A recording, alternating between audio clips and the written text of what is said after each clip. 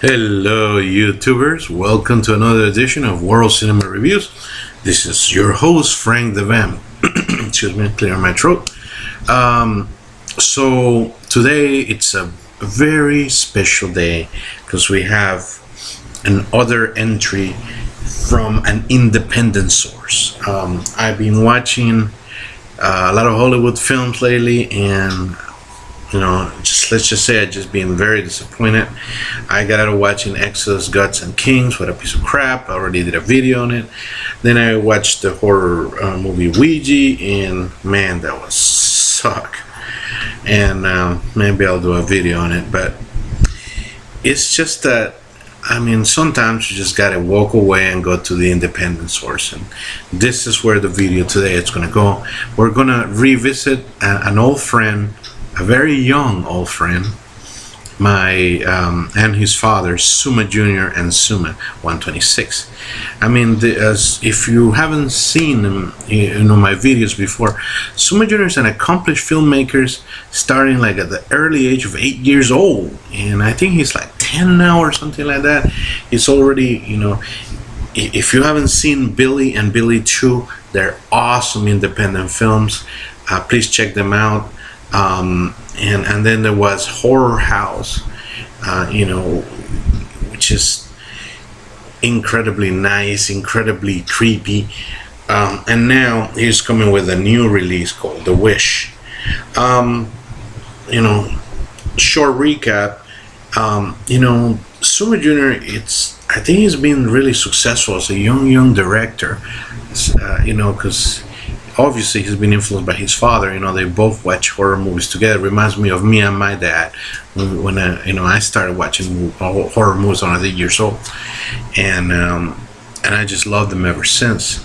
And he's got something special. This boy, he's fantastic. Billy and Billy 2 were about a kidnapping and something just very, very touching when you see a child in danger. Horror House was about hunting and horror from a Native American perspective. And now The Wish. The Wish is one of by far the creepiest and darkest that he has come out. He is maturing as a director, and he's bringing us a movie which is about child abuse and basically physical, to emphasize physical, beating a child up, pretty much. And let me be warned before I talk about the plot. There are simulated beating up of children, which can be really, really strong. So viewer discretion is advised, of course.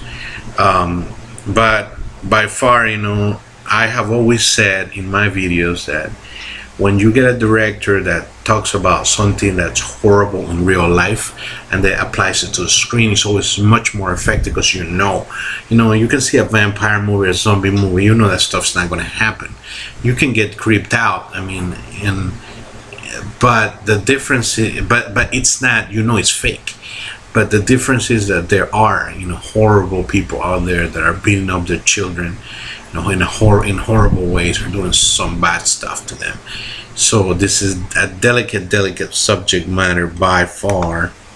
And let me just say that Suma Jr. just tops himself here on the dark category. The movie is about a couple of just a little boy and a little girl, growing up, which are being terrorized by an alcoholic father that beats them up real bad. And it's just it's hard to watch, to be honest, because it's horrible. You wouldn't think somebody would this brutal and stupid to their children. But I think Suma Jr. is trying to make a point, to see how horrible, and there's no, and I don't want to spoil anything of the film, but the dark nature of the film really goes in the dark nature of man. This is not a happy film, so it's just not an uplifting film by any way far, but it's more of a wake-up call and see the horror the horror of man. There's no, I can recall one great, director, Guillermo del Toro, where he goes, talking about, the movies about children in peril, going from The Devil's Backbone, which is one of my personal favorite movies, with children involved in warfare, and that's really creepy, and mixing some supernatural. Another one that I really dig is The Orphanage. He's done the